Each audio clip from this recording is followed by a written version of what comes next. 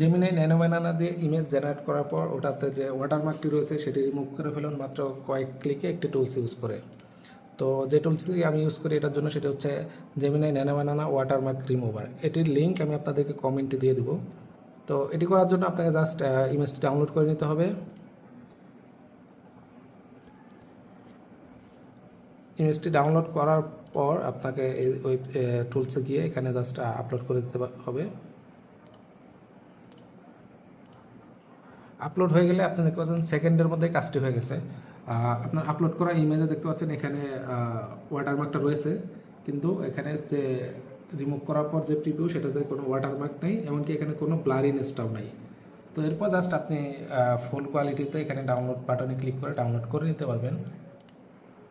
এরপর ডাউনলোড হয়ে গেলে এটা আপনি প্রিভিউতে দেখতে পারবেন কোনো প্রকার এখানে কোয়ালিটি লস হয় নাই, কিন্তু ওয়াটারমার্কটাও নাই।